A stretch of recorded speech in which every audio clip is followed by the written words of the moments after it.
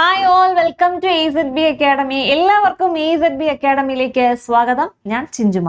So നമ്മുടെ ഈ group D 2026 അല്ലെ, നോട്ടിഫിക്കേഷന് വേണ്ടിയിട്ട് എല്ലാവരും കാത്തിരിക്കുകയാണ്. വരുന്ന ജാനുവരി 21 ഒഫീഷ്യലായിട്ട് ഗ്രൂപ്പ് ഡി 2026 നോട്ടിഫിക്കേഷൻ വരുന്നതായിരിക്കും.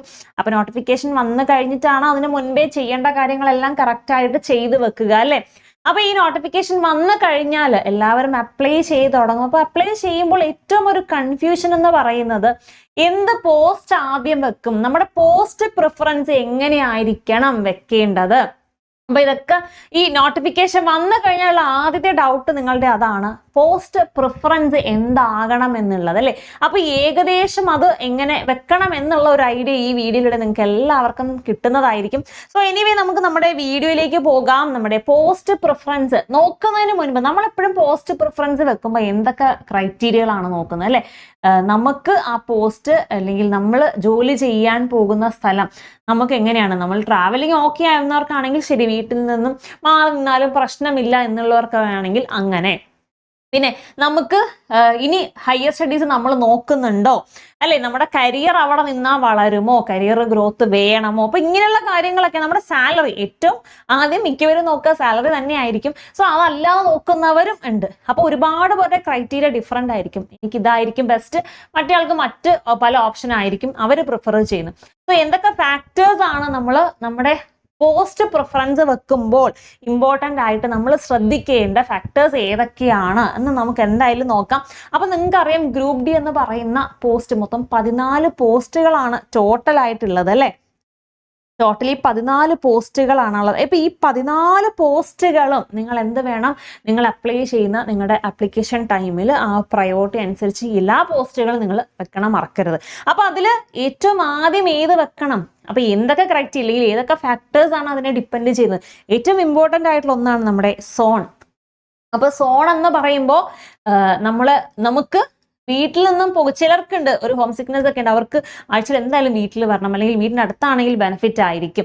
അന്നൊക്കെ നോക്കുന്നവരാണെങ്കിൽ നിങ്ങളുടെ സോൺ ഉറപ്പായിട്ട് നോക്കുക. അപ്പോൾ നമുക്ക് പോയി വരാനുള്ള ആ ഒരു പോയി വരാൻ പറ്റുന്ന ഇതാണ്, അല്ലെങ്കിൽ വീക്ക്ലി എങ്കിലും നമുക്ക് നമ്മുടെ നാട്ടിൽ വരാം എന്ന് പറ്റുന്ന പോസ്റ്റുകൾ അങ്ങനെയും ഉണ്ട്. ചില പോസ്റ്റുകൾക്ക് സോൺ വൈസ് ആ പോസ്റ്റുകൾ നിങ്ങൾ നോക്കുക. നിങ്ങൾക്ക് പോയി വരാൻ പറ്റുന്നതാണോ, നിങ്ങളുടെ അടുത്താണോ അല്ലെ, നിങ്ങൾക്ക് മൂവ് ചെയ്യാൻ നിങ്ങൾ ഓക്കെ ആണോ എന്നൊക്കെ നോക്കി തന്നെ നിങ്ങളുടെ പോസ്റ്റുകൾ വെക്കുക. കാരണം ചില സോണുകളിൽ ആ പോസ്റ്റുകൾക്ക് വേക്കൻസീസ് കുറവായിരിക്കും.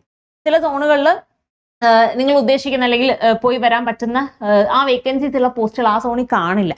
അപ്പൊ അതൊക്കെ നോക്കിയിട്ട് നിങ്ങളുടെ സോൺ വൈസ് നോക്കുക ഒന്നാമത്. ദെൻ മെഡിക്കൽ സ്റ്റാൻഡേർഡ് അല്ലെ, മെഡിക്കൽ സ്റ്റാൻഡേർഡ് മസ്റ്റായിട്ട് മെഡിക്കലി ഫിറ്റ് ആവേണ്ട ചില പോസ്റ്റുകളുണ്ട്. അപ്പൊ അത് ആദ്യം കയറ്റി വെച്ച് നിങ്ങൾക്ക് ആ മെഡിക്കലി നിങ്ങൾ അൺഫിറ്റ് ആണ് എങ്കിൽ നിങ്ങൾക്ക് പിന്നെ ഓപ്ഷൻ ഇല്ല, മറ്റൊരു പോസ്റ്റിലേക്ക് ഓൾട്ടർനേറ്റീവ് റെയിൽവേ തരില്ല. നമ്മുടെ ആ ഒരു കാൻഡിഡേറ്റ് തന്നെ ക്യാൻസൽ ആയിപ്പോകും. സോ മെഡിക്കൽ സ്റ്റാൻഡേർഡ് മസ്റ്റായിട്ട് നോക്കുക.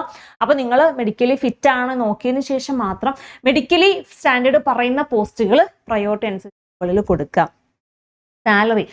സാലറി പ്രൊമോഷൻ ആണ് നിങ്ങൾ മെയിൻ ആയിട്ട് നോക്കുന്നത് അല്ലെ. നിങ്ങളുടെ കരിയർ ആണ് നിങ്ങൾ നോക്കുന്നത്, അല്ലെങ്കിൽ സാലറി കൂടിയാലും മതി, കരിയർ ഗ്രോത്ത് ആവണമെന്നില്ല എന്ന് നോക്കുന്നെങ്കിൽ അതിനനുസരിച്ച്. അപ്പോൾ ചില പോസ്റ്റുകൾ നല്ല സാലറി കാണും, പക്ഷേ അവിടെ ഒരു കരിയർ ഗ്രോത്ത് ഉണ്ടാവണമെന്നില്ല അല്ലെ, കുറച്ച് ഗ്രോത്ത് ഉണ്ടാവണമെന്നില്ല. അപ്പൊ അത് അത് കൺസിഡർ ചെയ്യുക. ദെൻ പഠിക്കാനോ ഇനി അടുത്ത പോസ്റ്റ്, നിങ്ങൾ ജസ്റ്റ് താൽക്കാലികം ഒരു ജോലി കറന്റ് ഇത് വേണം, പക്ഷെ ഇവിടെ ഇരുന്നത് കൊണ്ട് അടുത്ത പോസ്റ്റിന് വേണ്ടി പ്രിപ്പയർ ചെയ്യണം, അടുത്ത എക്സാമിന് വേണ്ടി പ്രിപ്പയർ ചെയ്യണം. അപ്പൊ വർക്ക്ലോഡ് കുറവായിരിക്കണം. സോ വർക്ക്ലോഡ് കുറവുള്ളതായിരിക്കണം. ഇനി അടുത്ത എക്സാംസിന് വേണ്ടി പ്രിപ്പയർ ചെയ്യുന്നവർ വെക്കേണ്ട പോസ്റ്റ് അല്ലെ. പിന്നെ ജോബ് ടൈപ്പ് എന്ന് പറഞ്ഞാൽ ഓപ്പൺ ലൈൻ ടൈപ്പ് ഉണ്ട്, അതുപോലെ വർക്ക്ഷോപ്പ് ടൈപ്പ് ഉണ്ട്. ഓപ്പൺ ലൈൻ ടൈപ്പ് എന്ന് പറഞ്ഞാൽ പുറത്തായിരിക്കും, കുറച്ച് വർക്ക്ലോഡ് കൂടുതലാണ്. അങ്ങനെയുള്ള ഈ വർക്ക്ഷോപ്പ് എന്ന് പറയുമ്പോൾ അകത്തായിരിക്കും, അത്രയും വർക്ക്ലോഡ് കുറവായിരിക്കും, ബട്ട് സാലറിയും അതിനനുസരിച്ച് കമ്പാരിറ്റീവ്ലി കുറവായിരിക്കും. അപ്പൊ മെയിനായിട്ട് നമ്മൾ ഇത്രയും ഫാക്ടേഴ്സ് ആണ് കൺസിഡർ ചെയ്യേണ്ട നമ്മുടെ പോസ്റ്റ് പ്രിഫറൻസ് നമ്മൾ വെക്കുമ്പോൾ അല്ലെ. അപ്പൊ ഇനി ഈ ഹൈ പേയിങ് പോസ്റ്റുകൾ ഏതൊക്കെയാണ് എന്നുള്ളത് നമുക്ക് ജസ്റ്റ് ഒന്ന് നോക്കാം. അപ്പൊ അസിസ്റ്റന്റ് ട്രാക്ക് മെഷീൻ അത്യാവശ്യം ഹൈ പേയിങ് പോസ്റ്റ് ആണ്. Traction department assistant TRD high paying post ആണ്. ദെൻ അസിസ്റ്റന്റ് ബ്രിഡ്ജ് ഡിപ്പാർട്ട്മെന്റ് അതും ഹൈ പേയിങ് ആണ്. പിന്നെ TL and AC open line ആണ് അല്ലെ. ഓപ്പൺ ലൈൻ പോസ്റ്റും എന്താണ് ട്രാവലിംഗ് ആണ്. അപ്പൊ ഈ AC സെഷൻ, അപ്പൊ അതിന്റെ കൂടെ ട്രെയിൻ ട്രാവലിംഗ് ഉണ്ട്. അപ്പൊ ട്രാവലിംഗ് പറ്റാത്തവർ അല്ലെങ്കിൽ ട്രാവലിംഗ് ഇഷ്ടമുള്ളവർക്ക് അത് വെക്കാം. ട്രാവലിംഗ് പറ്റാത്തവർ ഈ ഒരു പോസ്റ്റ് നോക്കണ്ട. കാരണം ഈ ട്രെയിനിൽ തന്നെ അതിൻ്റെ AC എയർ കണ്ടീഷനിങ് ലൈറ്റിംഗ് ഒക്കെ ചെക്ക് ചെയ്യാൻ വേണ്ടി കൂടെ ട്രാവൽ ചെയ്യേണ്ടി വരും. അപ്പോൾ ട്രാവൽ ഇഷ്ടമാവുന്നവർക്ക് നോക്കാം. അപ്പോൾ അതിനനുസരിച്ചുള്ള അലവൻസും കാര്യങ്ങളും തീർച്ചയായും അതിനുണ്ട്. അപ്പോൾ ലേഡീസിന് ട്രാവലിംഗ് പറ്റില്ല, അങ്ങനെയാണെങ്കിൽ ആ ഒരു പോസ്റ്റ് ലേഡീസിന് ആപ്റ്റ് ആയിരിക്കില്ല. അപ്പോൾ ഇതെല്ലാം നോക്കി വേണം നിങ്ങൾ എന്ത് ചെയ്യാനായിട്ട്, അപ്ലൈ അല്ലെങ്കിൽ നിങ്ങളുടെ പോസ്റ്റ് പ്രിഫറൻസ് വെക്കാനായിട്ട്. ഇനി ചില പോസ്റ്റുകൾ എന്നാൽ നിങ്ങൾ കേട്ടിട്ടുണ്ട് ഈ ഗ്രൂപ്പ് D എക്സാം ജോലിക്ക് കയറിയിട്ട് അടുത്ത എക്സാം NTPC ഒക്കെ ക്ലിയർ ചെയ്തു അല്ലെങ്കിൽ നല്ല പോസ്റ്റിലൊക്കെ കയറിയെന്ന്. അപ്പോൾ എന്ത് വേണം, പഠിക്കാനുള്ള സമയം വേണം. അപ്പോൾ അങ്ങനെയുള്ള പോസ്റ്റുകൾക്ക് പൊതുവെ വർക്ക് ലോഡ് കുറവായിരിക്കും, സാലറിയും കമ്പാരിറ്റീവ്ലി കുറവായിരിക്കും. അപ്പോൾ പഠിക്കാൻ കുറച്ചും കൂടെ സ്റ്റഡി ഫ്രണ്ട്ലി ആയിട്ടുള്ള അല്ലെങ്കിൽ പ്രിപ്പറേഷൻ ഫ്രണ്ട്ലി പോസ്റ്റുകൾ ഏതൊക്കെയാണ് മെയിനായിട്ട് പറഞ്ഞാൽ, വർക്ക്ഷോപ്പ് പോസ്റ്റുകൾ മിക്കതും എന്താണ് ലേഡീസിന് പറ്റുന്ന, ഗേൾസിന് പറ്റുന്ന പോസ്റ്റാണ്. അതുപോലെ തന്നെ കുറച്ച് വർക്ക് ലോഡ് കുറവാണ്, പ്രിപ്പറേഷൻ ഫ്രണ്ട്ലി ആണ്, നിങ്ങൾക്ക് മറ്റ് എക്സാമിന് വേണ്ടിയിട്ട് പ്രിപ്പയർ ചെയ്യാൻ പറ്റും. ബട്ട് സാലറി അലവൻസ് കാര്യങ്ങളെല്ലാം എന്താണ് കുറവാണ്. ഇത് ഓപ്പൺ ലൈൻ അല്ല, അതായത് പുറത്തല്ല, അകത്തുള്ള പരിപാടീസാണ്. അപ്പോൾ കമ്പാരിറ്റീവ്ലി സ്ട്രെസ്സും വർക്ക് ലോഡും കാര്യങ്ങളെല്ലാം കുറവാണ്, പഠിക്കാനൊക്കെ അത്യാവശ്യം നിങ്ങൾക്ക് സമയം കിട്ടും അല്ലേ. ഇനി നമ്മൾ ഏറ്റവും ഒരു ടോപ്പ് ഏതൊരു ജോലിയിലും ഏറ്റവും മുന്തിയത് ഏതെന്ന് നമ്മൾ നോക്കാം അല്ലേ. അപ്പൊ അങ്ങനെ ഗ്രൂപ്പ് ഡിയിൽ ഏറ്റവും ടോപ്പ് എന്ന് പറയുന്ന ഒരു പോസ്റ്റാണ് പോയിന്റ്സ്മാൻ പോസ്റ്റ്. പക്ഷേ ഈ പോസ്റ്റ് നമ്മൾ അത് നോക്കി ചാടിക്കേറി വെക്കുന്നതിന് മുൻപ് നിങ്ങൾ മെഡിക്കലി അതിന്റെ മെഡിക്കൽ സ്റ്റാൻഡേർഡുകളെല്ലാം നിങ്ങൾക്ക് പറ്റുന്നുണ്ടോ, നിങ്ങൾ ഓക്കെ ആണോ എന്നൊന്ന് ചെക്ക് ചെയ്യുക. കാരണം പോയിന്റ്സ്മാൻ പോസ്റ്റ് ഏറ്റവും മെഡിക്കൽ സ്റ്റാൻഡേർഡ് ആണ്, അവരുടെ റിക്വയർമെന്റ് ഏറ്റവും സ്റ്റാൻഡേർഡ് ആണ്. അപ്പൊ ഈ പോസ്റ്റ് ഏറ്റവും ഫസ്റ്റ് ഓപ്ഷൻ വെക്കുന്നതിന് മുൻപ് നിങ്ങൾ ഏറ്റവും സ്റ്റാൻഡേർഡ് ഫിസിക്കലി നിങ്ങൾ ഏറ്റവും സ്റ്റാൻഡേർഡിൽ കംപ്ലീറ്റ്ലി ഫിറ്റ് ആണോ എന്ന് നോക്കുക. അങ്ങനെ ഉറപ്പില്ലാത്തവർ ഒരിക്കലും ഇത് ഫസ്റ്റ് പ്രിഫറൻസ് ആയിട്ട് വെക്കരുത്. ഇൻ കേസ് നിങ്ങൾ മെഡിക്കലി അൺഫിറ്റ് ആയിക്കഴിഞ്ഞാൽ, നിങ്ങളുടെ ടോപ്പ് നിങ്ങൾ പോയി കഴിഞ്ഞാൽ പിന്നെ നിങ്ങൾക്ക് ബാക്കിയുള്ള ആ ഒരു പോസ്റ്റിലേക്ക് റെയിൽവേ ഒരിക്കലും അത് കൺസിഡർ ചെയ്യില്ല, ഓൾട്ടർനേറ്റീവ് ഓപ്ഷനും കിട്ടില്ല. അപ്പോൾ ഈ ഒരു പോസ്റ്റ് ആദ്യം വെക്കാൻ ആ ഫിസിക്കൽ സ്റ്റാൻഡേർഡ് ഓക്കെ ആണെന്നുള്ളവർ മാത്രമേ ഇത് വെക്കാവൂ. അല്ലാത്തവർ ഇത് ഫസ്റ്റ് ഓപ്ഷൻ വെക്കാതിരിക്കുന്നതായിരിക്കും ഏറ്റവും ബെറ്റർ ആയിട്ടുള്ളത്.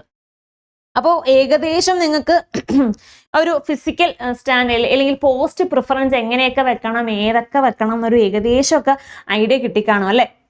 നമ്മൾ ഈ ഓപ്പൺ ലൈൻ 2 കാറ്റഗറി പറഞ്ഞു, ഓപ്പൺ ലൈനും ഉണ്ട്, അതുപോലെ തന്നെ ഈ വർക്ക്ഷോപ്പ് ടൈപ്പും ഉണ്ട്. അപ്പോൾ ഈ ഓപ്പൺ ലൈനാണ് കുറച്ചും കൂടെ വർക്ക് ലോഡ് കൂടുതലാണ്. അപ്പോൾ ഈ എക്സാമിന് വേണ്ടി പ്രിപ്പയർ ചെയ്യുന്നവർ, കരിയറിൽ ഇനി അടുത്ത സ്റ്റേജിൽ പോകണം എന്നുള്ളവർ, അവർ മോസ്റ്റ് പ്രോബബ്ലി ഈ ഒരു വർക്ക്ഷോപ്പ് പോസ്റ്റുകൾ അല്ലെ, വർക്ക്ഷോപ്പ് പോസ്റ്റുകൾ പ്രിഫർ ചെയ്യുന്നതായിരിക്കും. വർക്ക്ഷോപ്പ് പോസ്റ്റുകളാണ് നമ്മൾ കൊടുത്തിട്ടുണ്ട്, assistant workshop, TL and AC workshop, assistant loco shed. അപ്പോൾ ഈ വർക്ക്ഷോപ്പ് പോസ്റ്റുകൾ നിങ്ങൾ കരിയർ ഫോക്കസ് ചെയ്യുന്നവർ, സാലറി ഒരു കരിയർ അല്ല, തൽക്കാലം വേണ്ട, നമ്മൾ കുറച്ചും കൂടെ ഹൈ പോസ്റ്റ് ആണ് നോക്കുന്നത്, അതുപോലെ കുറച്ചും കൂടെ ഈ വർക്ക് ലോഡ് കുറഞ്ഞത് പ്രിപ്പയർ ചെയ്യാൻ പറ്റുന്ന ഒരു മാക്സിമം വർക്ക്ഷോപ്പ് പോസ്റ്റുകൾ കോൺസെൻട്രേറ്റ് ചെയ്യുകയാണെങ്കിൽ അത് നിങ്ങളുടെ ആദ്യത്തെ പ്രിഫറൻസ് ആയിട്ട് വെക്കുക. അല്ല നമുക്ക് ഈ ജോലി മതി, പക്ഷെ അത്യാവശ്യം സാലറി വേണം, എങ്ങനെ കഷ്ടപ്പെടാനാണെങ്കിലും കുഴപ്പമില്ല എന്നുള്ളവർ ആ ഒരു ഓപ്പൺ ലൈൻ പോസ്റ്റുകൾ തന്നെ ആദ്യം വെക്കുക. അതിലും പോയിന്റ്സ്മാൻ വെക്കുന്നതിന് മുൻപ് നിങ്ങൾ ആ ഒരു മെഡിക്കൽ സ്റ്റാൻഡേർഡ് നിങ്ങൾ സെറ്റ് ആണോ അല്ലെങ്കിൽ ഫിറ്റ് ആണോ എന്നുള്ളത് മസ്റ്റായിട്ട് ചെക്ക് ചെയ്യുക. അതിനുശേഷം മാത്രം അത് ഫസ്റ്റ് ഓപ്ഷനായിട്ട് വെക്കുക. ഇനി മറക്കാതെ നമ്മുടെ 14 കാറ്റഗറീസും ആ 14 പോസ്റ്റും നിങ്ങൾ മറക്കാതെ വെക്കുക. അപ്പോൾ ഒരു പോസ്റ്റ് പോലും വിട്ടുപോകാതെ എല്ലാം വെക്കുക.